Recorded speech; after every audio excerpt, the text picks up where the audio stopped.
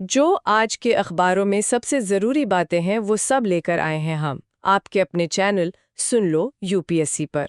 आज की तारीख है 20 दिसंबर 2025। अब चाहे द हिंदू हो, इंडियन एक्सप्रेस हो या सरकारी वेबसाइट, हमने सब छान मारा है और लाए हैं सिर्फ वो बातें जो यूपीएससी एग्जाम के लिए वाकई काम आने वाली हैं। सो सिट बैक, रिलैक्स और सुनो वो एनालिसिस जो तुम्हारे मेंस और प्रीलिम्स दोनों में फर्क डाल देगा। ये है तुम्हारा डेली लर्निंग डोज, आसान जुबान में फुल एक्सप्लेनेशन के साथ। चलिए तो आज की पहली और शायद सबसे ज्यादा चिंताजनक खबर से शुरू करते हैं।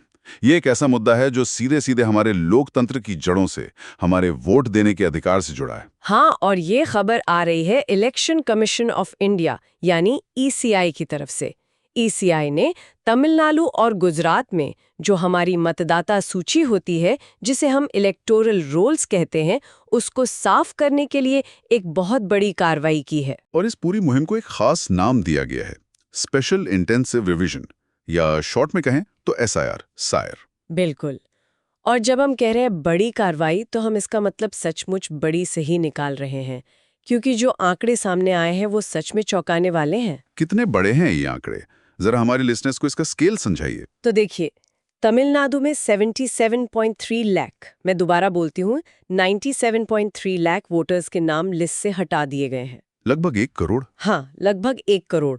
और गुजरात में ये आंकड़ा 73.7 लाख का है, यानी लगभग 74 लाख वोटर्स। एक मिनट में ये नंबर फिर से दोहराना चाहती हूँ ताकि इसका पैमाना, इसका मैग्नीट्यूड सबको ठीक से समझ आए।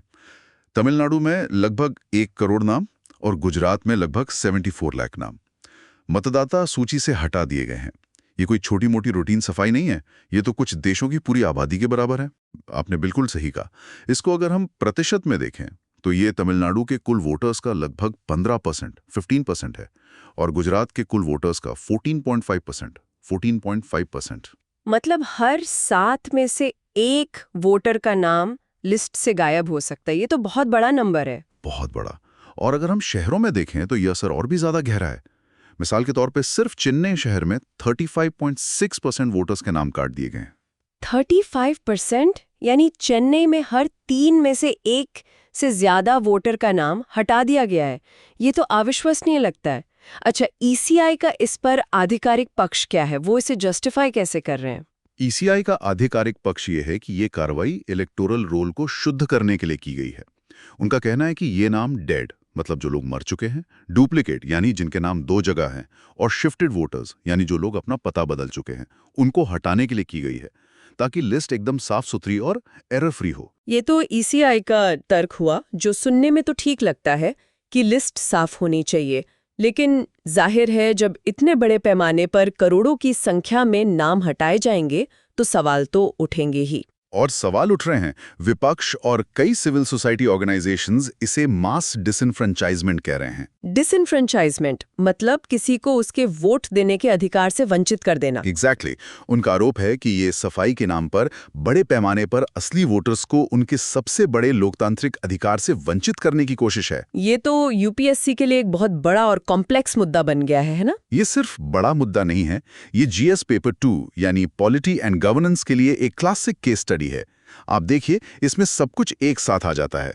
Representation of people act RPA, चुनाव आयोग के अधिकार, नागरिकों के मौलिक और कानूनी अधिकार, नेचुरल जस्टिस के सिद्धांत और लोकतंत्र का वो मूल सिद्धांत कि हर एक वोट कीमती है।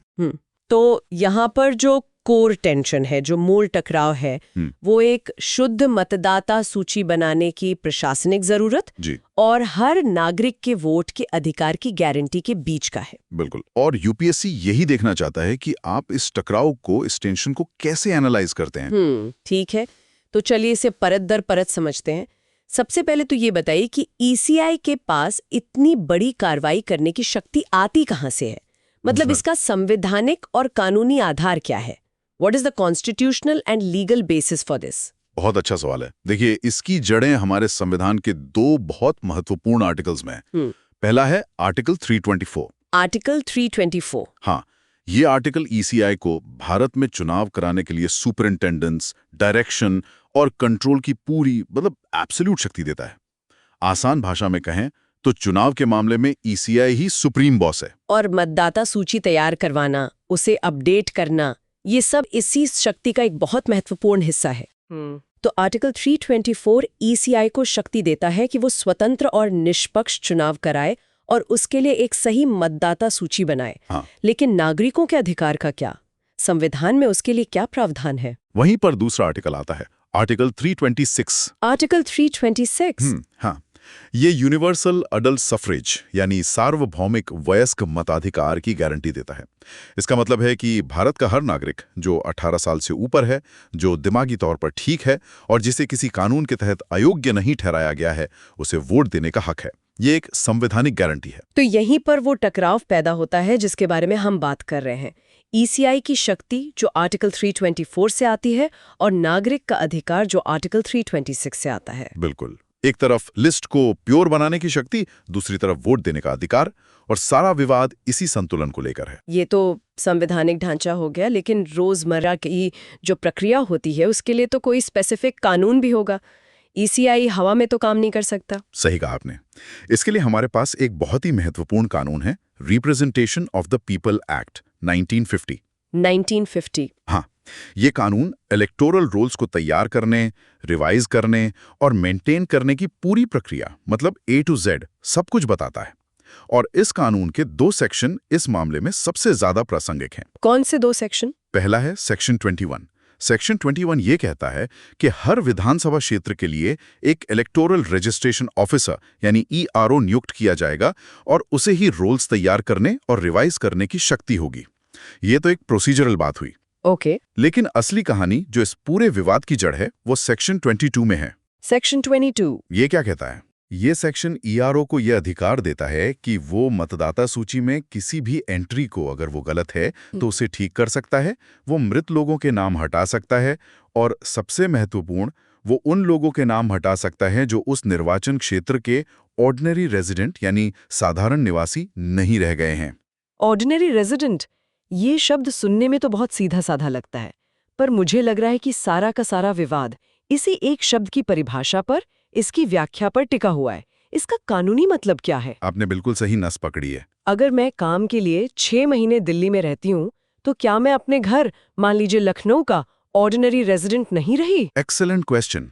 और कानून इसका जवाब देने की कोशिश करता है। RPA 1950 का सेक्शन 20 इसे परिभाषित करता है। कानून कहता है कि ऑर्डिनरी रेजिडेंट होने का मतलब सिर्फ आपकी फिजिकल प्रेजेंस यानी शारीरिक मौजूदगी नहीं है। अच्छा। हाँ, इसमें आपकी नीयत, आपका इंटेंशन भी शामिल है। सिर्फ इसलिए कि कोई व्यक्ति अपने घर पर अस्थायी रूप से टेम्परेरीली एब्सेंट है, जैसे कोई छात्र है जो हॉस्टल में पढ़ रहा है, कोई मजदूर है जो काम के लिए दूसरे शहर गया है, या कोई नौकरी पेशा इंसान जिसका ट्रांसफर हुआ है, इसका मतलब ये नहीं कि वो वहां का निवासी नहीं है। की फैक्टर है उसकी अपने घर वापस आने की नीयत। तो पूरा विवाद इसी बात पर है कि बूथ लेवल ऑफिसर यानी BLO जब वेरिफिकेशन के लिए जाता है तो वो ये कैसे तय करता है कि कोई व्यक्ति परमानेंटली शिफ्टेड है या टेम्परेरीली एब्सेंट? एग्जैक्टली। और यहीं पर सब्जेक्टिविटी यानी व्यक्तिपरकता और मनमानी की गुंजाइश पैदा होती है। और ये जो स्पेशल इंटेंसिव रिवीजन यानी SIR है, ये क्या सामान्य प्रक्रिया से अलग है? क्या ये ज्यादा सख्त है? ये सामान्य प्रक्रिया से काफी अलग है। सामान्य प्रक्रिया को हम समरी रिवीजन कहते हैं, जो ज्यादातर हर साल एक तय समय पर होती है। लेकिन स्पेशल इंटेंसिव रिवीजन, जैसा कि नाम से ही पता चलता है, एक ज्यादा गहन और आक्रामक प्रक्रिया है। ये तब शुरू की जाती है जब ECI को लगता है कि सेंसस के आंकड़ों और वोटर लिस्ट में बहुत बड़ा अंतर है। मतलब जब उन्हें शक होता है कि लिस्ट में बहुत सारे फर्जी या अतिरिक्त नाम हैं। हाँ, तब बूथ लेवल ऑफिसर्स BLOs को घर घर जाकर लिटरली हर एक वोटर का वेरिफिकेशन करने का निर्देश दिया जाता है और यहीं पर गलतियों की संभावना बढ़ जाती है। ठीक है, कानूनी ढांचा अब साफ है, लेकिन वापस जमीनी हकीकत पर आते हैं। जो सबसे चिंता की बात है वो है शिफ्टेड एब्सेंट वाली कैटेगरी। जैसा आपने बताया, तमिलनाडु में हटाए गए 97 लाख नामों में से 66.4 लाख यानी 2/3 से ज्यादा इसी एक श्रेणी के हैं। हाँ, और यही इस पूरी प्रक्रिया का सबसे कमजोर और विवादास्पद पहलू है। ये तय कैसे हो रहा है? क्या प्रक्रिया है? क्या BLO एक बार किसी के घर गया, दरवाजे पे ताला मिला और उसने नाम काटने की सिफारिश कर दी? क्या ऐसा हो रहा है? आशंका तो यही जताई जा रही है।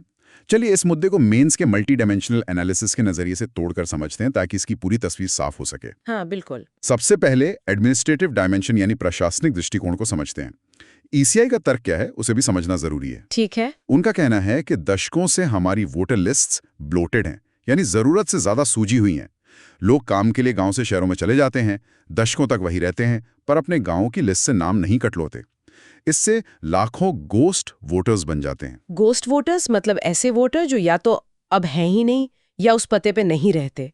सही, या फिर दो जगह रजिस्टर्ड हैं। गुजरात में ईसीआई ने अपनी जांच में पाया कि 40 लाख लोग परमानेंटली माइग्रेटेड थे और 9.7 लाख एब्सेंट। प्रशासन की नजर से इन नामों को हटाने से वोटर टर्नआउट रेशियो सही दिखता है। अच्छा, ये टर्नआउट रेशियो वाला पॉइंट समझाइए।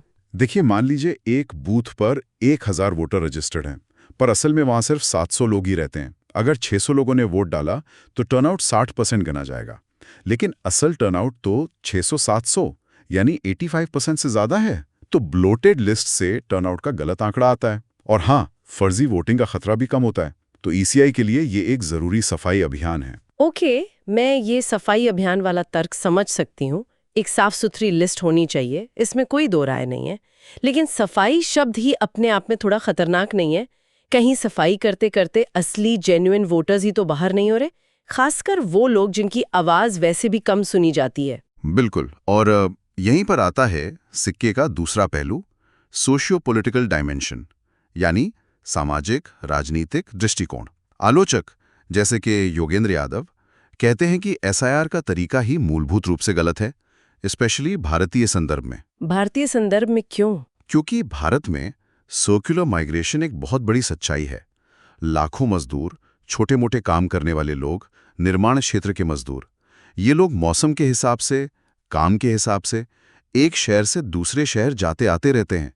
उनका कोई परमानेंट एड्रेस नहीं होता। हाँ, ये तो है। अब सोचिए, जब बीएलओ वेरिफिकेशन के लिए उनके गांव या उनकी झुग्गी में गया और वो मजदूर वहां नहीं मिला क्योंकि वो 6 महीने के लिए कहीं और काम करने गया है, तो क्या उसे परमानेंटली शिफ्टेड मान लिया जाएगा? यही तो बड़ा सवाल है। ये प्रक्रिया सबसे ज्यादा असर डालती है गरीबों पर, दिहाड़ी मजदूरों पर, किराए पर रहने वाले लोगों पर और खानाबदोश समुदायों पर। चेन्नई में 35% डिलीशन, जहां बहुत बड़ी माइग्रेंट आबादी रहती है, इसी बात की ओर इशारा करता है कि यह सिर्फ एक रूटीन सुधार नहीं है, बल्कि एक आक्रामक कार्रवाई है जो असली और योग्य वोटर्स को भी मताधिकार से वंचित कर सकती है। और इसका कानूनी पक्ष क्या कहता है? क्या ये प्रक्रिया नेचुरल जस्टिस के सिद्धांतों पर, नैसर्गिक न्याय पर खरी उतरती है? अब आते हैं लीगल एंड राइट्स डायमेंशन पर। देखिए, टेक्निकली भारत में वोट देने का अधिकार एक स्टैट्यूटरी राइट है, फंडामेंटल राइट नहीं। ये आरपीए एक्ट से मिलता है। लेकिन इसकी जड़ें तो संविधान में है। हाँ, इसकी जड़ें आर्टिकल 326 में है, जो हमारे लोकतंत्र का आधार है। सुप्रीम कोर्ट ने अपने कई फैसलों में बार बार कहा है कि आप मनमाने ढंग से, आर्बिट्रेरिली, लाखों नाम नहीं हटा सकते। नेचुरल जस्टिस का एक मूल सिद्धांत है ऑडी ऑल्ट्रम पार्टम, जिसका मतलब है दूसरे पक्ष को भी सुनो। यानी किसी का नाम हटाने से पहले उसे एक नोटिस देना और अपनी बात रखने का मौका देना जरूरी है। एग्जैक्टली। लेकिन आप जरा प्रैक्टिकल साइड सोचिए, जब लाखों नाम हटाए जा रहे हो तो क्या हर एक व्यक्ति को व्यक्तिगत नोटिस देना और उसकी सुनवाई करना जमीनी स्तर पर संभव है? अक्सर ये प्रक्रिया बस नाम के लिए होती है, पब्लिक नोटिस लगा दिया जाता है जो किसी तक पहुंचता ही नहीं। ये ड्यू प्रोसेस ऑफ लॉ का सीधा सीधा उल्लंघन है। तो अगर समस्या इतनी गहरी और बहुआयामी है तो इसका समाधान क्या हो सकता है? हम एक साफ सुथरी वोटर लिस्ट और हर नागरिक के वोट के अधिकार, इन दोनों के बीच एक सही संतुलन कैसे बना सकते हैं? What is the way forward? इसके लिए एक मल्टी प्रोंग्ड अप्रोच, यानी एक बहुआयामी रणनीति की जरूरत है। सिर्फ एक चीज से काम नहीं चलेगा। जैसे कि पहला और सबसे जरूरी कदम है ट्रांसपेरेंसी, यानी पारदर्शिता। ईसीआई को सार्वजनिक रूप से ये साफ करना होगा कि एब्सेंटी या शिफ्टेड तय करने का स्टैंडर्ड ऑपरेटिंग प्रोसीजर, एसओपी क्या है। क्या एक बार घर पे ना मिलने से नाम कट जाता है या पड़ोसियों से पूछा जाता है? क्या बीएलओ को 3 बार विजिट करना जरूरी है? ये सब नियम बिल्कुल स्पष्ट और पब्लिक डोमेन में होने चाहिए। ये तो प्रक्रिया को मजबूत करने की बात हुई, लेकिन जो लोग गलती से लिस्ट से बाहर हो गए हैं, उनके लिए क्या किया जा सकता है? उसके लिए दूसरा समाधान है, सुओ मोटू रेस्टोरेशन का एक मैकेनिज्म बनाया जाए। सुओ मोटू रेस्टोरेशन, ये क्या होता है? इसका मतलब है कि एक ऐसा सिस्टम हो जहां अगर कोई व्यक्ति जिसका नाम गलती से कट गया है, पोलिंग बूथ पर अपने वैलिड आईडी प्रूफ जैसे वोटर आईडी या आधार के साथ आता है तो उसे सिर्फ टेंडर्ड वोट डालने की अनुमति ना दी जाए। टेंडर्ड वोट तो गिना भी नहीं जाता जब तक टाई ना हो। हाँ, तो उसे टेंडर्ड वोट की जगह मे बी एक प्रोविजनल वोट डालने दिया जाए और उसका नाम वोटर रोल में ऑटोमेटिकली मतलब सुओ मोटो वापस जोड़ दिया जाए।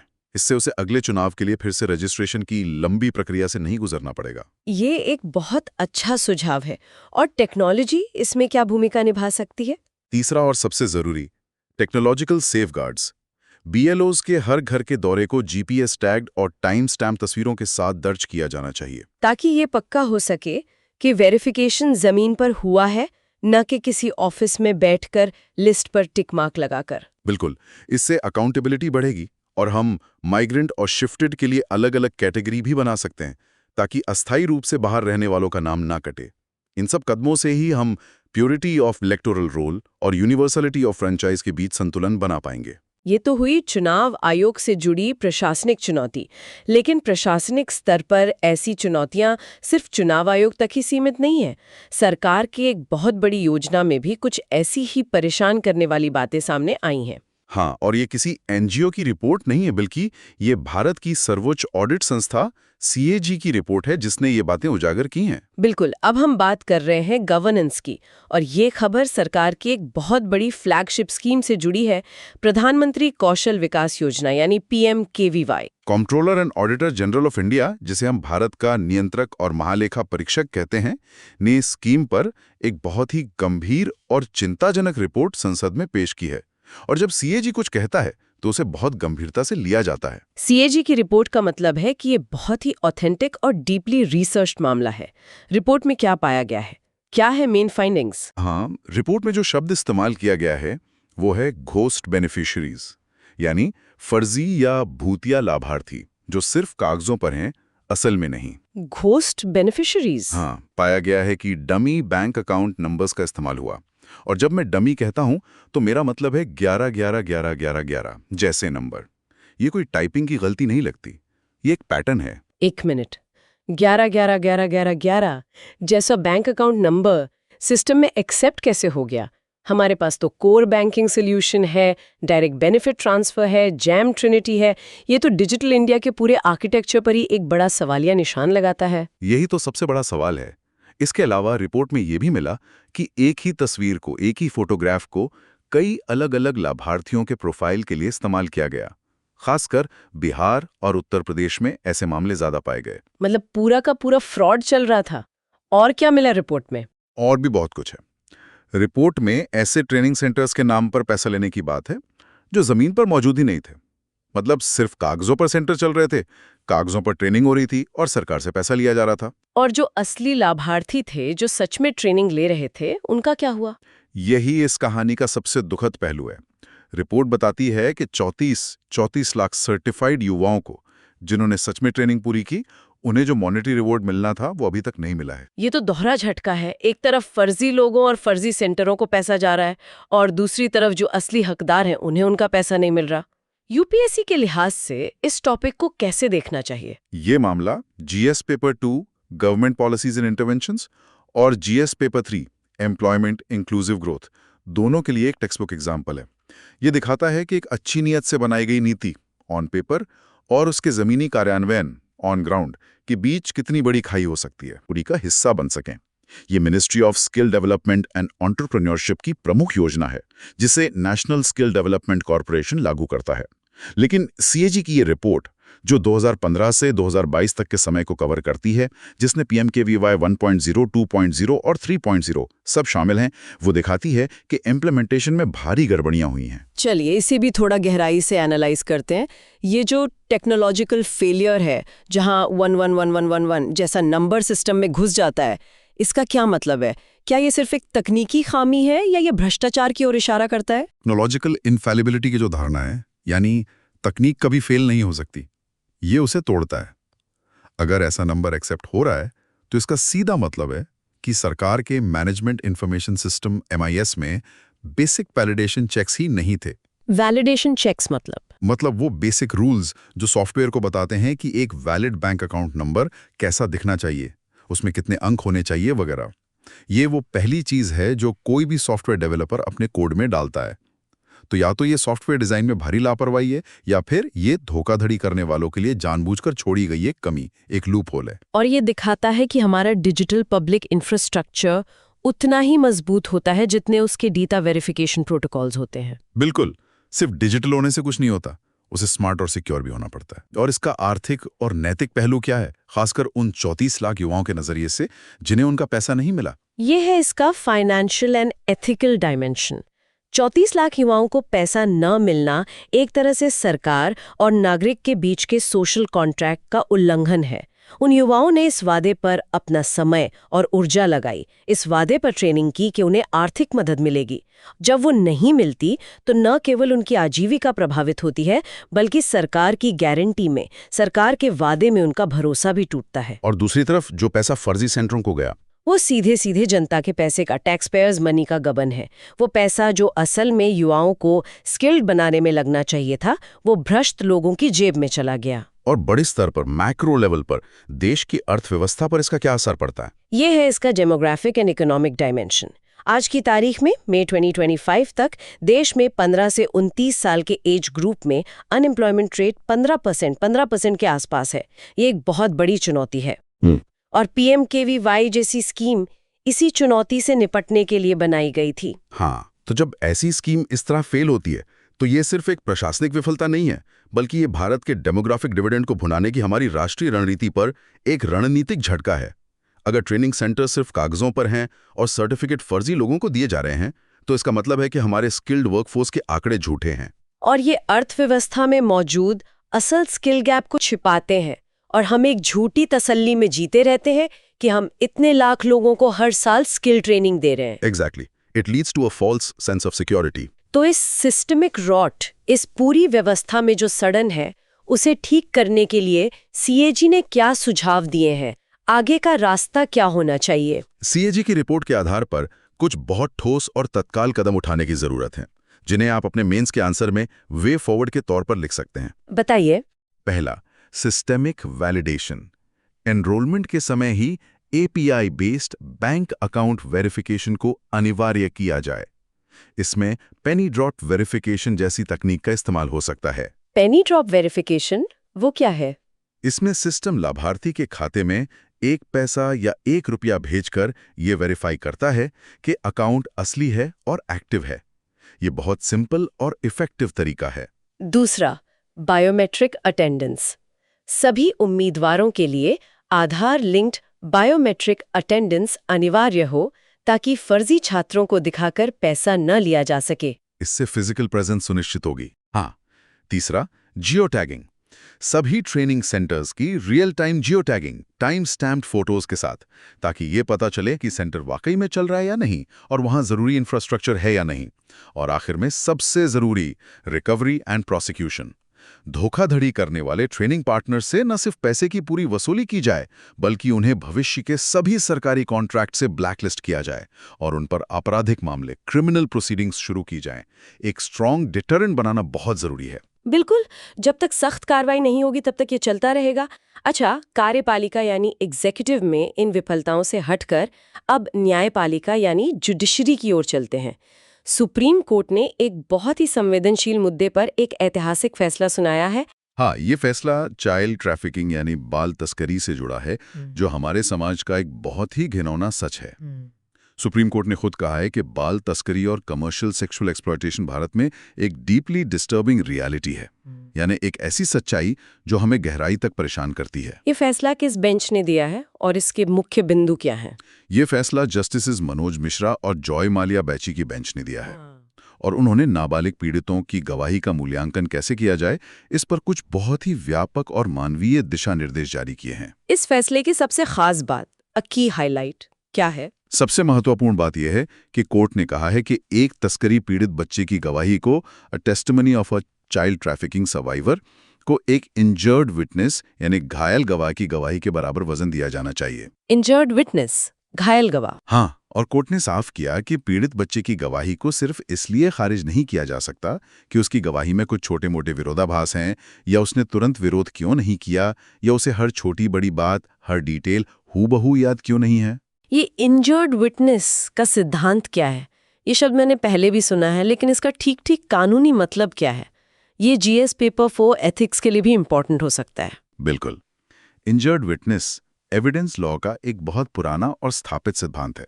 इसके तहत अगर किसी अपराध में पीड़ित को शारीरिक या मानसिक चोट पहुंची हो तो उसकी गवाही को एक स्पेशल एविडेंशियरी स्टेटस दिया जाता है। स्पेशल एविडेंशियरी स्टेटस मतलब उसे सामान्य गवाह से ज्यादा विश्वसनीय माना जाता है, उसके बयान को ज्यादा वजन दिया जाता है। इसके पीछे का तर्क, द लीगल रीजनिंग, ये है कि एक घायल व्यक्ति जो खुद पीड़ित है वो असली अपराधी को बचाकर किसी निर्दोष को क्यों फंसाएगा। अच्छा, ये तो बहुत लॉजिकल है। हाँ, और सुप्रीम कोर्ट ने इसी सिद्धांत को तस्करी पीड़ित बच्चों पर लागू किया है, ये मानते हुए कि तस्करी का जो साइकोलॉजिकल ट्रॉमा है वो किसी भी शारीरिक चोट से कम नहीं है बल्कि ज्यादा ही है।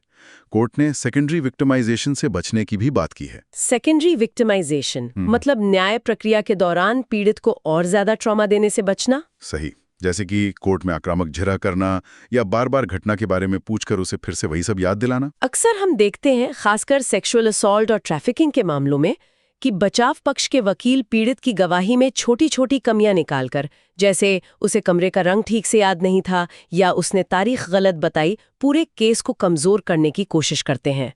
क्या ये फैसला इस रणनीति पर रोक लगाएगा? हाँ, यही इस फैसले का सार है। कोर्ट ने समाज में मौजूद परफेक्ट विक्टिम की मिथक को तोड़ा है। परफेक्ट विक्टिम की मिथक यानी ये धारणा कि एक असली पीड़ित को सब कुछ अक्षरशः याद होना चाहिए और उसे एक तय तरीके से ही व्यवहार करना चाहिए, उसे रोना चाहिए, उसे डरना चाहिए। कोर्ट ने माना कि एक बच्चा जिसे कैद में रखा गया हो, जिसे भयानक ट्रॉमा से गुजारा गया हो, उससे फोटोग्राफिक मेमोरी की उम्मीद नहीं की जा सकती है। हर व्यक्ति ट्रॉमा को अलग तरह से प्रोसेस करता है। ये फैसला ट्रॉमा की साइकोलॉजी को सबूत की टेक्निकलिटी पर प्राथमिकता देता है। ये तो न्याय के प्रति एक बहुत ही मानवीय और एम्पैथेटिक दृष्टिकोण है। क्या कोर्ट ने इस बारे में भी कुछ कहा है कि निचली अदालतों को इन मामलों को कैसे देखना चाहिए? बिल्कुल, कोर्ट ने कुछ बहुत जरूरी निर्देश दिए हैं। पहला है सोशियोलॉजिकल कॉन्टेक्स्ट को समझना। कोर्ट ने निचली अदालतों को निर्देश दिया है कि वे फैसला सुनाते समय पीड़ित की socio economic and cultural vulnerability, यानी उसकी सामाजिक, आर्थिक और सांस्कृतिक कमजोरी को भी ध्यान में रखें। ये क्यों जरूरी है? समुदायों के बच्चों को निशाना बनाते हैं जो गरीब हैं, अशिक्षित हैं, जिन्हें कानूनी भाषा या प्रक्रिया की कोई समझ नहीं होती। उनसे एक पढ़े लिखे अर्बन मिडिल क्लास व्यक्ति जैसी स्पष्टता की उम्मीद नहीं की जा सकती। दूसरा है ऑर्गेनाइज्ड क्राइम डायनामिक्स। कोर्ट ने यह भी माना कि तस्करी एक संगठित अपराध है जो वर्टिकल्स में काम करता है। वर्टिकल्स में मतलब बच्चों को गांव से लाने वाले, उन्हें एक जगह से दूसरी जगह ट्रांसपोर्ट करने वाले और उनका शोषण करने वाले लोग अलग अलग हो सकते हैं। एक पूरी चेन होती है। हो सकता है पीड़ित को सिर्फ उस एक व्यक्ति का पता हो जिसने उसका शोषण किया, पूरी चेन के बारे में ना पता हो। कोर्ट ने साफ किया कि सिर्फ इस आधार पर उसकी गवाही को झूठा नहीं माना जा सकता। ये फैसला तो ट्रैफिकिंग केसेस में स्टैंडर्ड ऑफ प्रूफ को ही बदल देगा। ये एक विक्टिम सेंट्रिक अप्रोच है। हाँ, ये न्याय को ज्यादा समावेशी और संवेदनशील बनाने की दिशा में एक बहुत बड़ा कदम है। हाँ, और सुप्रीम कोर्ट का हस्तक्षेप सिर्फ सामाजिक न्याय तक ही सीमित नहीं रहा। पर्यावरण के क्षेत्र में भी एक ऐसा फैसला आया है जो कॉर्पोरेट इंडिया के काम करने के तरीके को हमेशा के लिए बदल सकता है। हाँ, ये खबर ग्रेट इंडियन बस्टर्ड के संरक्षण से जुड़े एक मामले से है और ये फैसला कॉर्पोरेट गवर्नेंस और एनवायरमेंटल ज्यूरिस्प्रूडेंस दोनों के लिए एक लैंडमार्क जजमेंट है। क्या कहा है कोर्ट ने? सुप्रीम कोर्ट ने कहा है कि कॉर्पोरेट सोशल रिस्पॉन्सिबिलिटी सिर्फ एक दान या चैरिटी नहीं है, बल्कि इसमें एनवायरमेंटल रिस्पॉन्सिबिलिटी यानी पर्यावरणीय जिम्मेदारी भी अनिवार्य रूप से शामिल है। ये तो बहुत बड़ी बात है। CSR तो कंपनीज एक्ट के तहत आता है, उसे कोर्ट पर्यावरण से कैसे जोड़ रहा है? कोर्ट ने ऐसा किस आधार पर कहा? जस्टिसेस PS नरसिम्हा और अतुल S चांदुरकर की बेंच ने संविधान की एक क्रांतिकारी व्याख्या की है। उन्होंने कहा कि कॉर्पोरेशंस यानी कंपनियां कानून की नजर में लीगल पर्सन्स हैं। लीगल पर्सन्स मतलब कानून उन्हें एक व्यक्ति की तरह मानता है। हाँ, और इसलिए संविधान के आर्टिकल 51AG के तहत पर्यावरण की रक्षा करना उनका भी एक मौलिक कर्तव्य है, फंडामेंटल ड्यूटी है। एक मिनट, ये बात मेरी समझ से थोड़ी बाहर है। आर्टिकल 51A तो फंडामेंटल ड्यूटीज की बात करता है जो हम जैसे नागरिकों के लिए हैं। उसकी शुरुआत ही होती है it shall be the duty of every citizen of India से। कोर्ट एक कंपनी को नागरिक मानकर उस पे ये जिम्मेदारी कैसे डाल सकता है? ये तो कानून की पूरी व्याख्या ही बदल देगा। आपने बिल्कुल सही सवाल पूछा है और यही इस फैसले का सबसे बड़ा जूरिस्प्रूडेंशियल लीप यानी एक बड़ी न्यायिक छलांग है। ये एक गेम चेंजर है। कैसे? तो कोर्ट का तर्क ये है कि जब कानून कंपनियों को एक लीगल पर्सन का दर्जा देता है, यानी वो अपने नाम पर संपत्ति खरीद सकती हैं, कॉन्ट्रैक्ट कर सकती हैं, केस कर सकती हैं, तो उन्हें समाज के प्रति कुछ जिम्मेदारियां भी उठानी होंगी। और आर्टिकल 51 AG जो कहता है कि भारत के प्रत्येक नागरिक का ये कर्तव्य होगा कि वो प्राकृतिक पर्यावरण की, जिसके अंतर्गत वन, झील, नदी और वन्य जीव हैं, रक्षा करे और उसका संवर्धन करे, उसे कंपनियों पर भी लागू किया जाना चाहिए।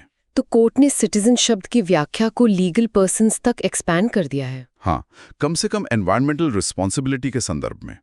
ये CSR को एक स्वैच्छिक दान से उठाकर एक संवैधानिक दायित्व, कॉन्स्टिट्यूशनल ऑब्लिगेशन का दर्जा देता है। वाह, ये तो सच में रेवोल्यूशनरी है। और इस केस का ग्रेट इंडियन बस्टर्ड से क्या लेना देना था? पहले जरा GIB के बारे में बताइए। ग्रेट इंडियन बस्टर्ड्स, जिसे हम गोडावन भी कहते हैं, ये राजस्थान का राज्य पक्षी है और ये IUCN की रेड लिस्ट में क्रिटिकली एंडेंजर्ड है। क्रिटिकली एंडेंजर्ड मतलब विलुप्त होने की कगार पर है। हाँ, इनकी संख्या 150 से भी कम बची है। ये वाइल्ड लाइफ प्रोटेक्शन एक्ट 1972 के शेड्यूल I में भी है, मतलब इसे सर्वोच्च स्तर का संरक्षण प्राप्त है। अब इनकी सबसे बड़ी दुश्मन बन गई हैं हाई वोल्टेज बिजली की तारें। बिजली की तारें, वो कैसे? GIB का जो हैबिटेट है, जो कि एरिड ग्रासलैंड्स है, यानी शुष्क घास के मैदान, वो भारत के सबसे अच्छे सोलर और विंड एनर्जी जोन्स में पड़ता है, जैसे राजस्थान और गुजरात। ये पक्षी बहुत भारी होते हैं और इनकी सामने की दृष्टि, फ्रंटल विजन, कमजोर होती है। इस वजह से ये उड़ते समय बिजली की तारों को देख नहीं पाते और उनसे टकराकर मर जाते हैं। तो विकास और पर्यावरण के बीच का क्लासिक टकराव है ये। बिल्कुल। और इसी पर कोर्ट ने एक्सपर्ट कमेटी के सुझाव को मानते हुए GIB के प्रायोरिटी हैबिटेट्स राजस्थान में 14,013 स्क्वायर किलोमीटर्स में बिजली की तारों को अंडरग्राउंड करने का आदेश दिया है। तो इसका मतलब ये हुआ कि जो कंपनियां वहां रिन्यूएबल एनर्जी प्रोजेक्ट्स लगा रही हैं, उन्हें ही इन तारों को जमीन के नीचे ले जाने का खर्च उठाना होगा। बिल्कुल। और यहीं पर कोर्ट ने पोल्यूटर पेज सिद्धांत का एक नया संस्करण, एक तरह से पोल्यूटर पेज 2.0 लागू किया है। यहां प्रदूषण सीधे तौर पर केमिकल से नहीं, बल्कि इंफ्रास्ट्रक्चर से हो रहा है, जो GIB के जीवन के लिए खतरा है। इसलिए उन्हें लगाने वाली कंपनियों को ही उन्हें सुरक्षित बनाने का फर्ज उठाना होगा। तो ये डेवलपमेंट वर्सेस एनवायरनमेंट की बहस में एक बहुत महत्वपूर्ण फैसला है। हाँ, कोर्ट ने बहुत सुंदर भाषा में कहा कि रिन्यूएबल एनर्जी कंपनियों को GIB के घर में मेहमान की तरह रहना होगा, मालिक की तरह नहीं। ये फैसला भारत के क्लाइमेट गोल्स यानी 2030 तक 500 गीगावाट रिन्यूएबल एनर्जी का लक्ष्य और हमारे बायोडाइवर्सिटी कमिटमेंट्स दोनों के बीच एक बहुत जरूरी संतुलन बनाने की कोशिश करता है। एक तरफ सुप्रीम कोर्ट GIB जैसे पक्षियों के हैबिटेट को बचाने की इतनी गहरी बात कर रहा है, वहीं दूसरी तरफ हमारे शहरों में, खासकर दिल्ली में, हम इंसानों के लिए भी सांस लेना मुश्किल होता जा रहा है। हाँ, दिल्ली से जुड़ी खबर चिंताजनक तो है, लेकिन अब ये लगभग हर साल की कहानी बन गई है। दिल्ली का एयर क्वालिटी इंडेक्स AQI लगातार वेरी पुअर से सिवियर कैटेगरी में बना हुआ है। आज सुबह ये 387 दर्ज किया गया, जो वेरी पुअर कैटेगरी में आता है। और इस बीच दिल्ली सरकार ने एक ऐसा कदम उठाया है जो एक तरह से इस समस्या की भयावहता को स्वीकार करना है। हाँ, सरकार ने अपने स्कूलों के 10,000 क्लासरूम्स में एयर प्यूरिफायर्स लगाने के लिए टेंडर जारी किए हैं। दिल्ली के शिक्षा मंत्री ने खुद इसे सालों की नीतिगत विफलता माना है। तो स्कूलों में एयर प्यूरिफायर लगाना, ये तो एक तरह से हार मानने जैसा नहीं है। हम ये मान रहे हैं कि हम प्रदूषण को उसके स्रोत पर रोक नहीं सकते, इसलिए अब हम उसके साथ किसी तरह जीना सीख रहे हैं, उससे बचने के उपाय कर रहे हैं। आपने बिल्कुल सही शब्द इस्तेमाल किया, हार मानना। ये एडेप्टेशन वर्सेस मिटिगेशन की बहस को सीधे सीधे सामने लाता है। Adaptation versus mitigation. हाँ, मिटिगेशन का मतलब है प्रदूषण को इसके सोर्स पर कम करना, जैसे गाड़ियों और इंडस्ट्री से होने वाले उत्सर्जन को रोकना, पराली जलाने से रोकना। और एडेप्टेशन का मतलब है प्रदूषण के दुष्प्रभावों के साथ अनुकूलन करना, जैसे मास्क पहनना या एयर प्यूरिफायर लगाना। एयर प्यूरिफायर्स लगाना एडेप्टेशन है और ये पोल्यूशन मिटिगेशन के हमारे प्रयासों की विफलता को दिखाता है। और ये क्लीन एयर को एक पब्लिक गुड, एक सार्वजनिक वस्तु की जगह एक कमोडिटी, एक बिकने वाली वस्तु बना देता है। एग्जैक्टली जो अब सिर्फ कुछ चुनिंदा जगहों जैसे स्कूलों और घरों के अंदर ही उपलब्ध होगी। बाहर की हवा जहरीली ही रहेगी। और इससे समाज में एक नई तरह की असमानता पैदा नहीं होगी, एक ब्रेथेबिलिटी डिवाइड। बिल्कुल सही। इससे एक ब्रीदेबिलिटी डिवाइड पैदा होता है, यानी सांस लेने की क्षमता में भी अमीर और गरीब का बंटवारा। सरकारी और महंगे प्राइवेट स्कूलों में तो शायद प्यूरिफाइड लग जाएंगे, लेकिन कम बजट वाले स्कूलों के बच्चों का क्या होगा? जो बच्चे झुग्गी बस्तियों में रहते हैं, उनका क्या होगा? हवा तो किसी दीवार को नहीं मानती। तो ये दिखाता है कि GRAP यानी ग्रेडेड रिस्पॉन्स एक्शन प्लान जैसे तात्कालिक कदम नाकाफी हैं। हाँ, ये दिखाता है कि हमें एक रीजनल एयरशेड मैनेजमेंट अप्रोच की जरूरत है। एयरशेड का मतलब है एक ऐसा भौगोलिक क्षेत्र जहां की हवा एक जैसी रहती है। हमें दिल्ली के साथ साथ पंजाब, हरियाणा और पूरे NCR को एक सिंगल यूनिट मानकर एक समन्वित योजना के साथ काम करना होगा। बिल्कुल सही। अब पर्यावरण से हटकर देश की आंतरिक सुरक्षा यानी इंटरनल सिक्योरिटी की बात करते हैं। सरकार ने हमारी लंबी समुद्री तटरेखा को सुरक्षित करने के लिए एक बड़ा कदम उठाया है। हाँ, ये एक बहुत महत्वपूर्ण डेवलपमेंट है। केंद्र सरकार ने देश की 7,517 किलोमीटर लंबी कोस्टलाइन की सुरक्षा को मजबूत करने के लिए ब्यूरो ऑफ पोर्ट सिक्योरिटी बोप्स का गठन किया है। ब्यूरो ऑफ पोर्ट सिक्योरिटी बोप्स, ये एक नई बॉडी है। हाँ, ये एक नई स्टैट्यूटरी बॉडी है। स्टैट्यूटरी मतलब इसे कानून के तहत बनाया गया है। ये कोई एग्जीक्यूटिव ऑर्डर से नहीं बनी है। तो ये बोप्स काम कैसे करेगा और इसे शक्ति किस कानून से मिलेगी? ये प्रीलिम्स के लिए इम्पोर्टेंट हो सकता है। बिल्कुल। इसे अपनी शक्ति नए मर्चेंट शिपिंग एक्ट 2025 के सेक्शन 13 से मिलती है। ये ministry of ports, shipping and waterways MOPSW के तहत काम करेगा, लेकिन इसमें एक खास बात है। वो क्या? इसका प्रमुख एक IPS रैंक का डायरेक्टर जनरल होगा। यह ढांचा bureau of civil aviation security BCAS जैसा ही है, जो हवाई अड्डों की सुरक्षा देखती है। BCAS का प्रमुख भी एक IPS अधिकारी होता है। और CISF की इसमें क्या भूमिका होगी? एक और महत्वपूर्ण बात यह है कि central industrial security force CISF को रिकॉग्नाइज्ड सिक्योरिटी ऑर्गेनाइजेशन RSO का दर्जा दिया गया है।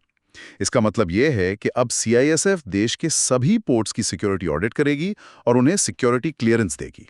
तो ये जो पूरा सुधार है, ये 2016 मुंबई हमलों के बाद जो कोस्टल सिक्योरिटी रिफॉर्म्स शुरू हुए थे, उसी की अगली कड़ी है? बिल्कुल। 2016 के हमलावर समुद्र के रास्ते ही आए थे और उसके बाद हमने महसूस किया कि हमारी कोस्टल सिक्योरिटी में बहुत बड़े गैप्स हैं। उसके बाद हमने एक 3-tier सिक्योरिटी रिंग बनाई थी, है ना? हाँ, जिसमें सबसे बाहर नेवी, बीच में कोस्ट गार्ड और तट के पास मरीन पुलिस होती है। लेकिन पोर्ट्स पर, यानी वो स्पेसिफिक पॉइंट जहां जमीन और समुद्र मिलते हैं, वहां सुरक्षा अभी भी फ्रैगमेंटेड थी। फ्रैगमेंटेड कैसे? देखिए, हमारे जो 12 मेजर पोर्ट्स हैं, वहां तो CISF थी, लेकिन देश में 200 से ज्यादा नॉन मेजर और प्राइवेट पोर्ट्स हैं, जहां अक्सर ढीली ढाली प्राइवेट सिक्योरिटी होती थी। कोई यूनिफॉर्म स्टैंडर्ड नहीं था। बोप्स इसी गैप को भरेगा। तो बोप्स का काम होगा सभी पोर्ट्स, चाहे वो केंद्र के मेजर पोर्ट्स हों या राज्यों के नॉन मेजर प्राइवेट पोर्ट्स पर एक समान सिक्योरिटी स्टैंडर्ड्स लागू करना। एग्जैक्टली। इससे वीकेस्ट लिंक की समस्या खत्म होगी, जिसका फायदा उठाकर आतंकी या तस्कर घुसपैठ कर सकते हैं। और ये international ship and port facility security ISPS code की शर्तों को भी पूरा करता है। आज के दौर में तो साइबर सिक्योरिटी भी एक बड़ा खतरा है पोर्ट्स के लिए। हाँ, और बोप्स में इसके लिए एक डेडिकेटेड विंग होगी, जो हमारे स्मार्ट पोर्ट्स को रैंसमवेयर जैसे हमलों से बचाएगी। बहुत अच्छा। अब इंटरनल सिक्योरिटी से जुड़ी दूसरी बड़ी खबर अग्निपथ स्कीम से संबंधित है, जिसमें एक बड़ा बदलाव किया गया है। हाँ, गृह मंत्रालय, मिनिस्ट्री ऑफ होम अफेयर्स ने सेंट्रल आर्म्ड पुलिस फोर्सेज में कांस्टेबल्स की भर्ती में एक बहुत बड़ा नीतिगत बदलाव किया है। क्या बदलाव है ये? पूर्व अग्निवीरों के लिए जो 10% का आरक्षण था, उसे बढ़ाकर अब 50% कर दिया गया है। 50%? 10 से सीधे 50? ये तो बहुत ज्यादा है। इसके पीछे सरकार की क्या सोच है? ये कदम अग्निपथ स्कीम की सबसे बड़ी आलोचना, की क्रिटिसिज्म का जवाब देने की कोशिश है। वो आलोचना ये थी कि 4 साल बाद 75% अग्निवीरों का भविष्य अनिश्चित हो जाएगा। हाँ, उनके पास कोई परमानेंट जॉब नहीं होगी।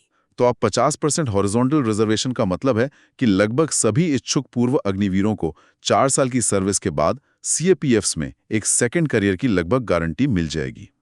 ये BSF से शुरू होकर धीरे धीरे CRPF, CISF जैसी सभी फोर्सेस में लागू होगा। और भर्ती प्रक्रिया में भी उन्हें कुछ छूट मिलेगी? हाँ, इन पूर्व अग्निवीरों को फिजिकल एफिशिएंसी टेस्ट से भी छूट मिलेगी, क्योंकि वो पहले से ही मिलिट्री स्टैंडर्ड्स पर फिजिकली फिट हैं।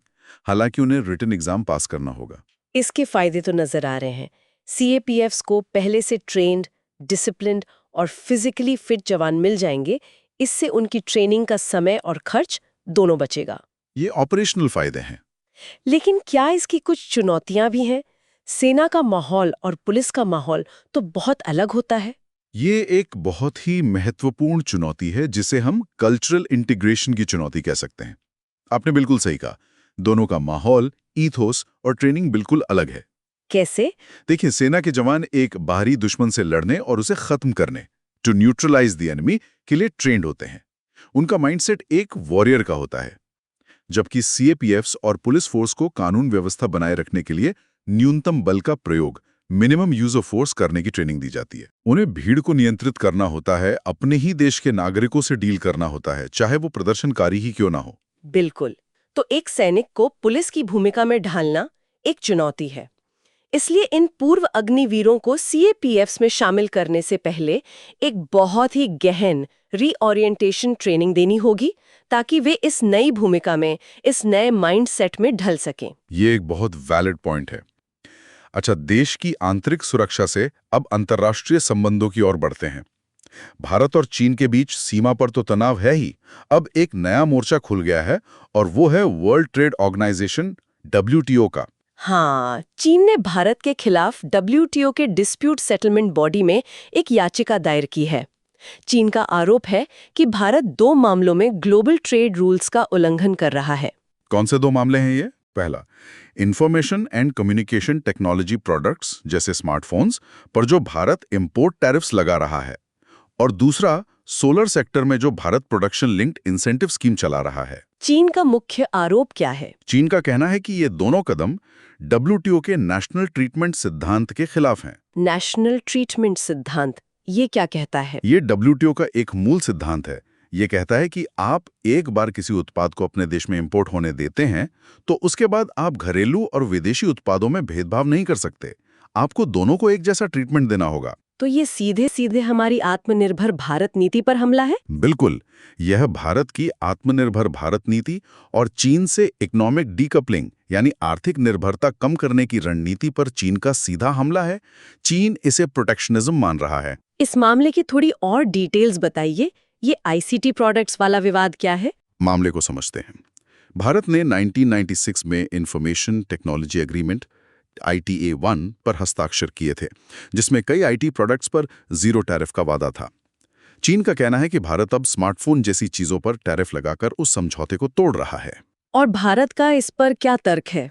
भारत का तर्क है कि ITA-1 जब साइन हुआ था, तब स्मार्टफोन जैसी चीजें होती ही नहीं थी, तो स्मार्टफोन जैसे नए प्रोडक्ट्स उस समझौते के दायरे में नहीं आते। और PLI स्कीम पर क्या आपत्ति है चीन को? PLI स्कीम पर चीन का आरोप है कि ये इंपोर्ट सब्स्टिट्यूशन को बढ़ावा देती है, यानी ये कंपनियों को इंपोर्टेड गुड्स की जगह डोमेस्टिक गुड्स इस्तेमाल करने के लिए सब्सिडी देती है, जो WTO नियमों के खिलाफ है। तो इस मामले में भारत अपना बचाव कैसे कर सकता है? क्या हमारे पास कोई लीगल ग्राउंड है? हाँ, भारत के पास एक मजबूत तर्क है। भारत अपना बचाव करने के लिए WTO के आर्टिकल 21 का सहारा ले सकता है। आर्टिकल 21? ये क्या है? ये सिक्योरिटी एक्सेप्शंस की इजाज़त देता है। मतलब अगर कोई देश ये साबित कर दे कि कोई व्यापारिक नीति उसकी राष्ट्रीय सुरक्षा के लिए ज़रूरी है, तो उसे WTO के नियमों से छूट मिल सकती है। भारत ये तर्क दे सकता है कि एनर्जी सिक्योरिटी, सोलार PLI के लिए, और टेलीकॉम इंफ्रास्ट्रक्चर ICT प्रोडक्ट्स के लिए उसकी राष्ट्रीय सुरक्षा के लिए ज़रूरी है, और इसलिए इन क्षेत्रों में आत्मनिर्भरता हासिल करना उसका अधिकार है। इंटरेस्टिंग। तो ये मामला अब ट्रेड से ज्यादा नेशनल सिक्योरिटी का बन गया है। हाँ, और चीन के साथ हमारे संबंधों को देखते हुए ये एक बहुत ही स्ट्रॉन्ग आर्ग्यूमेंट है। चीन से इस तनातनी के बीच भारत दुनिया के दूसरे हिस्सों में अपनी कूटनीति को मजबूत कर रहा है। प्रधानमंत्री के हालिया दौरे के बारे में बताइए। हाँ, प्रधानमंत्री नरेंद्र मोदी ने जॉर्डन, इथियोपिया और ओमान का 3 देशों का एक बहुत ही सफल दौरा पूरा किया है। ये दौरा वेस्ट एशिया और अफ्रीका में भारत की बढ़ती पहुंच और एंगेजमेंट को दिखाता है। इस दौरे के बड़े स्ट्रेटेजिक आउटकम्स क्या रहे? साथ भारत के संबंधों को स्ट्रेटेजिक पार्टनरशिप तक अपग्रेड करना, और दूसरा ओमान के साथ एक comprehensive economic partnership agreement cepa पर हस्ताक्षर करना। ये तीनों देश भारत के लिए अलग अलग क्यों महत्वपूर्ण हैं? पहले जॉर्डन की बात करते हैं। जॉर्डन के साथ हमारे डिप्लोमेटिक संबंधों के 75 साल पूरे हुए हैं, तो ये एक सिंबॉलिक विजिट भी थी।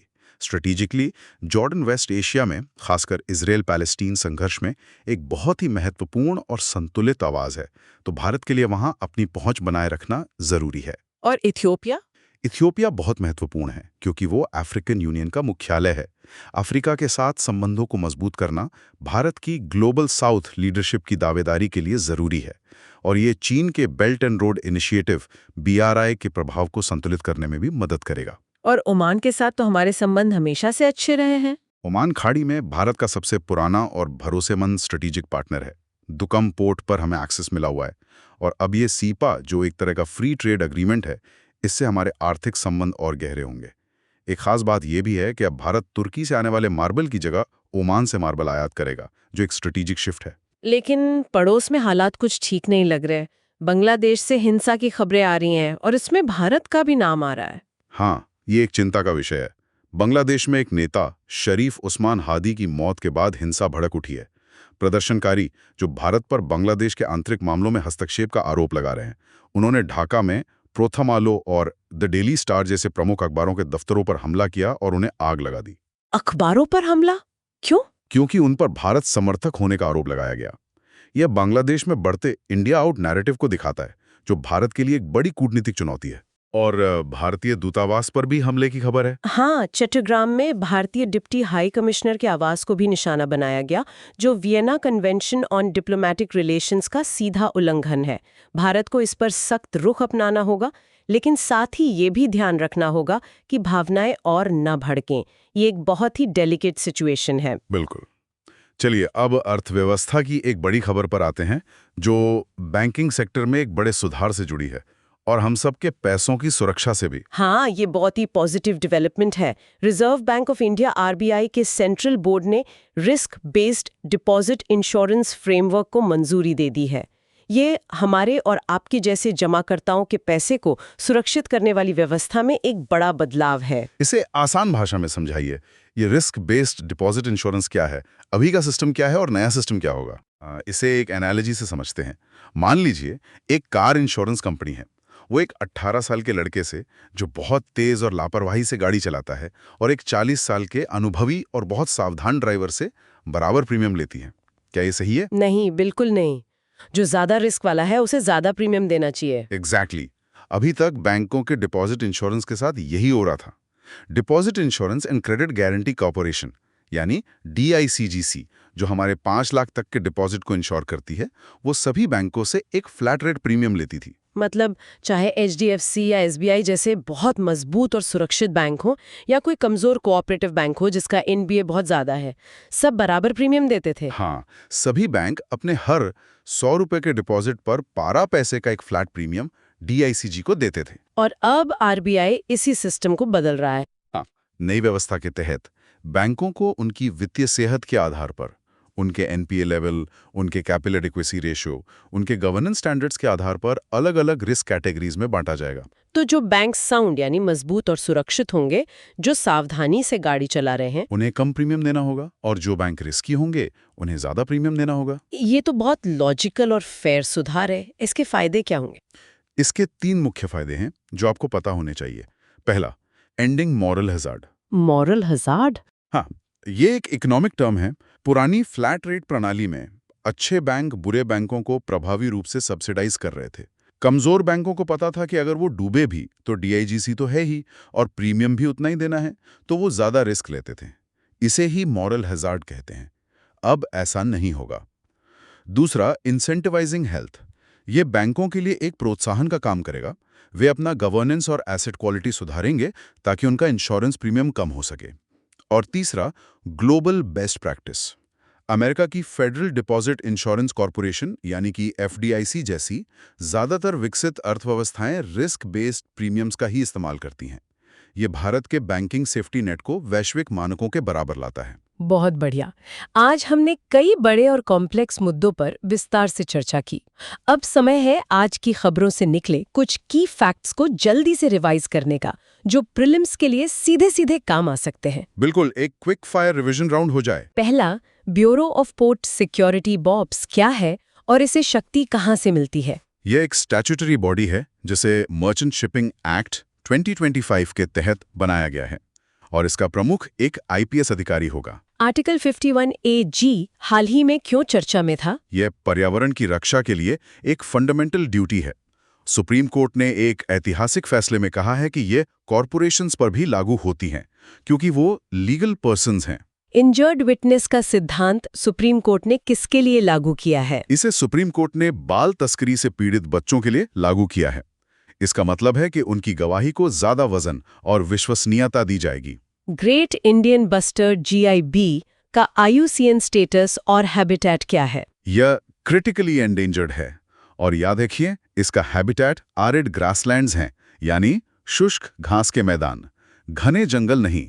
ये एक कॉमन मिस्टेक है जो एस्पिरेंट्स करते हैं। DIGC का नया प्रीमियम सिस्टम किस सिद्धांत पर आधारित है?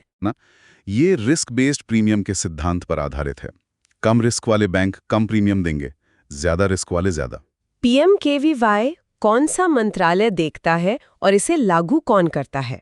ये ministry of skill development and entrepreneurship MSDE की फ्लैगशिप स्कीम है और इसे national skill development corporation NSDC implement करता है। स्पेशल इंटेंसिव रिवीजन SIR क्या है? ये वोटर्स का डोर टू डोर वेरिफिकेशन है जो सामान्य समरी रिवीजन से ज्यादा गहन होता है। ये तब किया जाता है जब वोटर लिस्ट में बहुत ज्यादा गड़बड़ी की आशंका हो। शानदार रिवीजन। अब आते हैं उस हिस्से पर जिसका सबको इंतजार रहता है, मेंस प्रैक्टिस। आज की चर्चा के आधार पर दो बेहतरीन सवाल बनते हैं। पहला सवाल पॉलिटी से जुड़ा है। ये एक बहुत ही बैलेंस्ड सवाल है। इसका जवाब लिखने के लिए क्या अप्रोच होना चाहिए? देखिए, इस सवाल के 3 हिस्से हैं। पहला, स्टेटमेंट को एक्नॉलेज करना। दूसरा, क्रिटिकली एनालाइज करना हाल की घटनाओं के संदर्भ में।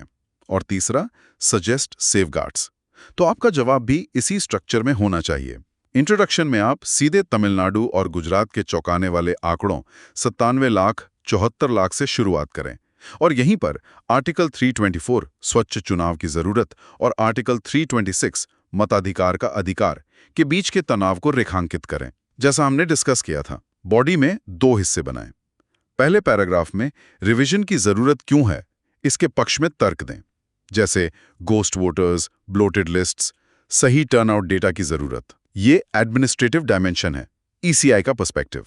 दूसरे और तीसरे पैराग्राफ में इसकी आलोचना करें, क्रिटिकली एनालाइज वाला पार्ट। यहां एब्सेंट स्टेटस की अस्पष्ट परिभाषा, माइग्रेंट लेबर पर इसका डिस्प्रोपोर्शनेट असर और नेचुरल जस्टिस के सिद्धांतों का उल्लंघन, इन पॉइंट्स को एलैबोरेट करें। फिर प्रोसीजरल सेफगार्ड्स वाले हिस्से में वही 3-4 पॉइंट्स लिखें जिनकी हमने चर्चा की। Transparent SOPs, suo motu restoration at polling booths, GPS tagged verification by BLOs और माइग्रेंट वर्कर्स के लिए एक अलग कैटेगरी बनाने का सुझाव। कंक्लूजन में एक फॉरवर्ड लुकिंग स्टेटमेंट लिखें, जैसे तकनीक का इस्तेमाल समावेश के लिए होना चाहिए, बहिष्कार के लिए नहीं। ECI का नारा no voter to be left behind सिर्फ वोटिंग के दिन नहीं बल्कि रोल रिवीजन की प्रक्रिया पर भी पूरी तरह से लागू होना चाहिए।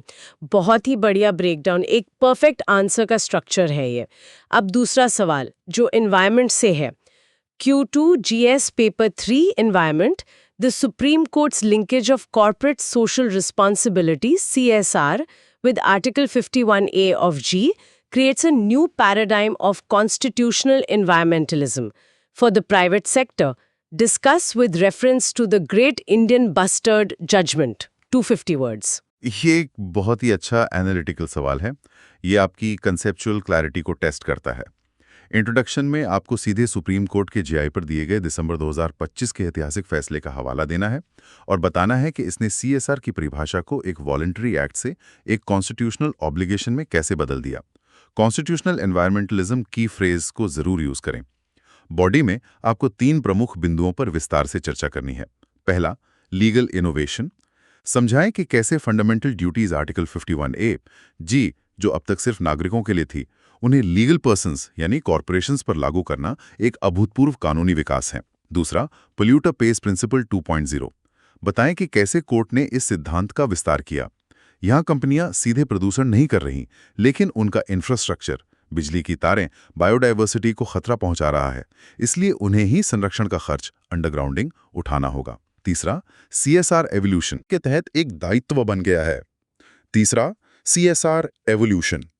कंक्लूजन में आप लिख सकते हैं कि ये फैसला विकास की पर्यावरणीय लागत को इंटरनलाइज करता है और रिन्यूएबल एनर्जी प्रोजेक्ट्स को सिर्फ कार्बन न्यूट्रल ही नहीं, बल्कि इकोलॉजिकली रिस्पॉन्सिबल होने के लिए भी मजबूर करता है। चलिए, अब समय है आज की लर्निंग को टेस्ट करने का। मैं 5 सवाल पूछूंगी। Q1, bureau of port security BOPS, जिसका हाल ही में गठन किया गया है, को अपनी वैधानिक शक्ति किस कानून से मिलती है? A, major port authorities act 2021, B, merchant shipping act 2025, C, maritime zones of India act 1976, D, coastal security scheme notification. सही जवाब क्या है? सही जवाब है B, मर्चेंट शिपिंग एक्ट 2025। हमने चर्चा की थी कि BOPS को इसी नए कानून के सेक्शन 13 के तहत बनाया गया है। इंडियन बस्टर्ड GIB पर सुप्रीम कोर्ट के फैसले के संदर्भ में इन कथनों पर विचार करें। कोर्ट ने माना कि आर्टिकल 51AG कॉरपोरेशंस पर पर्यावरण की रक्षा के लिए एक मौलिक कर्तव्य लगाता है। इसने आदेश दिया कि CSR फंड का उपयोग लुप्तप्राय प्रजातियों के इन सिट्यू और एक्स सिट्यू संरक्षण के लिए किया जाना चाहिए। इनमें से कौन सा कथन सही है? केवल 1, केवल 2, 1 और 2 दोनों। ग्रेट इंडियन बस्टर्ड GIB पर सुप्रीम कोर्ट के फैसले के संदर्भ में इन कथनों पर विचार करें। D, न तो 1 और न ही 2। और सही जवाब है C, 1 और 2 दोनों। कोर्ट ने कॉर्पोरेशंस को लीगल पर्सन्स मानते हुए उन पर आर्टिकल 51AG लागू किया, यह बिल्कुल सही है। और फैसले में यह भी निहित है कि CSR फंड का उपयोग अब ऐसी पर्यावरणीय जिम्मेदारियों के लिए होना चाहिए जिसमें कंजर्वेशन भी शामिल है। Q3, इंजर्ड विटनेस शब्द को हाल ही में सुप्रीम कोर्ट ने किस संदर्भ में उजागर किया था? A, सड़क दुर्घटना के पीड़ित, B, बाल तस्करी से बचे लोग, C, भ्रष्टाचार मामलों में विसल ब्लोअर, D, हिरासत में यातना के शिकार। सही जवाब है B, child trafficking survivors. Court ने कहा कि तस्करी पीड़ित बच्चे को एक इंजर्ड विटनेस माना जाएगा और उसकी गवाही को विशेष महत्व दिया जाएगा। Q4, CAG ने हाल ही में किस प्रमुख योजना में गोस्ट बेनिफिशरीज और 111111 जैसे डमी अकाउंट नंबर्स को उजागर किया? A, PMKSAN, B, MGNREGA, C, PM कौशल विकास योजना PMKVY, D, आयुष्मान भारत। सही जवाब है PMKVY। रिपोर्ट में 11111 जैसे डमी अकाउंट्स का खास तौर पर जिक्र था। Q5, प्रधानमंत्री मोदी ने दिसंबर 2025 में अपने हालिया 3 देशों के दौरे के दौरान निम्नलिखित में से किन देशों का दौरा किया? 1, जॉर्डन, 2, मिस्र, इजिप्ट, 3, इथियोपिया, 4, ओमान। नीचे दिए गए कोड का उपयोग करके सही उत्तर चुनें। नीचे दिए गए कोड का उपयोग करके सही उत्तर चुनें। A, केवल 1, 2 और 4। नीचे दिए गए कोड का उपयोग करके सही उत्तर चुनें। B, केवल 1, 3 और 4। नीचे दिए गए कोड का उपयोग करके सही उत्तर चुनें। C, केवल 2, 3 और 4। नीचे दिए गए कोड का उपयोग करके सही उत्तर चुनें। D, केवल 1, 2 और 3। सही जवाब है B, 1, 3 and 4 ओनली। प्रधानमंत्री के दौरे में जॉर्डन, इथियोपिया और ओमान शामिल थे, मिस्र नहीं। तो ये थी आज की हमारी विस्तृत चर्चा। अब संक्षेप में आज के की टेकअवेज पर एक नजर डालते हैं। तमिलनाडु और गुजरात में लाखों मतदाताओं के नाम हटाने पर ECI की प्रक्रिया और RPA 1950 के सेक्शन 22 की व्याख्या सवालों के घेरे में है। संतुलन बनाना जरूरी है। सुप्रीम कोर्ट ने 2 बड़े और प्रगतिशील फैसले दिए। एक, आर्टिकल 51AG को कॉर्पोरेशंस पर लागू करके CSR को संवैधानिक कर्तव्य बनाया। दूसरा, इंजर्ड विटनेस सिद्धांत को बाल तस्करी पीड़ितों पर लागू करके न्याय को ज्यादा मानवीय और संवेदनशील बनाया। पीएमकेवीवाई पर सीएजी की रिपोर्ट दिखाती है कि कैसे डिजिटल इंडिया के दावों के बावजूद जमीनी स्तर पर निगरानी और वेरिफिकेशन की कमी से बड़ी धोखाधड़ी हो सकती है। ब्यूरो ऑफ पोर्ट सिक्योरिटी बॉप्स का गठन हमारी कोस्टल सिक्योरिटी को एकीकृत करने की दिशा में एक बड़ा कदम है। वहीं सीएपीएफ्स में अग्निवीरों के लिए 50% आरक्षण एक महत्वपूर्ण नीतिगत बदलाव है जिसके लॉन्ग टर्म इफेक्ट्स देखने होंगे। और इंटरनेशनल टेंशन्स। डब्ल्यूटीओ में चीन का भारत के खिलाफ जाना दिखाता है कि ट्रेड अब जियोपॉलिटिक्स का एक अहम हथियार है और आत्मनिर्भर भारत की राह आसान नहीं है। आज की मेहनत कल की कहानी बदल देगी। अगर ये सेशन अच्छा लगा तो लाइक, शेयर और कमेंट जरूर करो और सब्सक्राइब करो। सुन लो यूपीएससी को। 299 रुपीस मेंबरशिप ज्वाइन करके एक्सक्लूसिव कंटेंट का एक्सेस लो।